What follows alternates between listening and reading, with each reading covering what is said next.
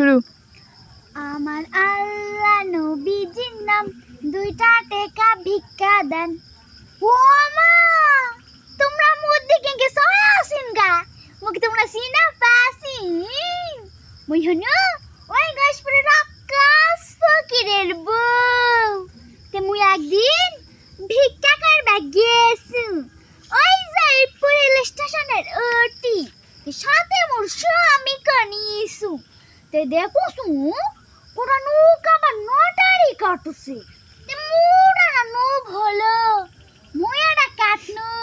মোর স্বামী এখন মুখ কষে কি জানি কে ভান্ডন মাও, তুই জানি আর 1 লাখ টাকা নটারির পাশে কি করবো? মুই আবার কসু কি আবার করমু, আর মাই করো কিনমু। হাতে হাতে ভিক্ষা করতে মুখ আর ভাল লাগে না। তে আর একদিন ভিক্ষা করবা গিয়েছু ওই নৌকা পাঠার মুরত। আমার আল্লাহ নবীজির নাম, দুইটা টেকা ভিক্ষা দেন। কোতেই বাবাকে 10-5 টাকা করে দিল। আরে সুরি আবার কি দিল জানি, ওই ওটা ঘুষে ঘুষে দেয় না ইলিশটিক, ওরা দিল দিয়ে কোসে কা দাদি ইনকা করে ভিক্ষা করে কত টাকা পাস, সাজে গুজে ভিক্ষা করবো আরো বেশি টাকা পাবো।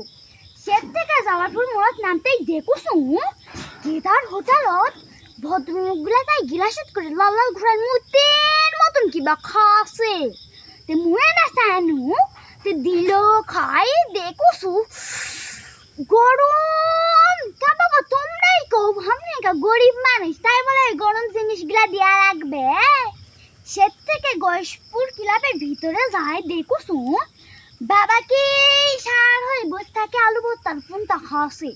তুমি আবার কসু কাবা তোরা কিসের করছো না কোথায় আর স্যাংরা কষে, তুমি এলা বুঝবেন না শাসি, এলা হাঙ্গে বাপ দাদার 14 গোষ্ঠীর ঐতিহ্য।